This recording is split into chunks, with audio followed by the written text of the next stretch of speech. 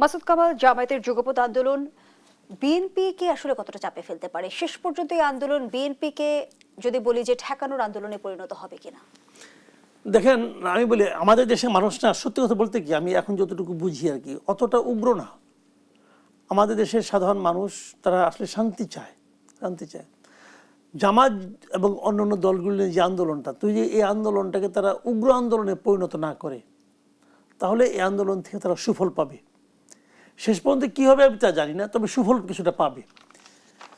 আর বিএনপিকে চাপে ফেলবে কিনা, হ্যাঁ, বিএনপি চাপে পড়বে। কারণ বিএনপি যেটা চাচ্ছে সেটা হলো গিয়ে যত দ্রুত সম্ভব একটা নির্বাচন হয়ে যাওয়া।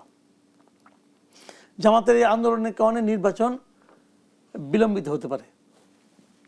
এখন এটাকে বিএনপি কীভাবে হ্যান্ডেল করবে, এটা বিএনপির রাজনীতি। বিএনপি যদি এটা ভালোভাবে হ্যান্ডেল করতে পারে, তাহলে এখান থেকে বিএনপিও কিন্তু আবার সুফল গড়ে তুলতে পারে। তবে আমার সবচেয়ে বড় দেখার বিষয় হবে যে এই ক্ষেত্রে সরকারের ভূমিকাটা কি হয়, সরকার এ সময় কোন দিকে যায়। সরকার কিন্তু দীর্ঘদিন তারা কিন্তু এনসিপির দিকে ছিল এবং জামাতের দিকে ছিল। রিসেন্টলি যেন মনে হচ্ছিল সরকারের সঙ্গে এনসিপির সেই প্রেমটা নাই। থাকলে তো নাহিদ ইসলাম সরকারের বিরুদ্ধে সরাসরি আঙ্গুল তুলতো না, কিন্তু সেই প্রেমে মনে হয় ভাটা পড়ছে। এখন জামাতের সঙ্গে সরাসরি কোনো বিরোধিতা জড়ায় নাই।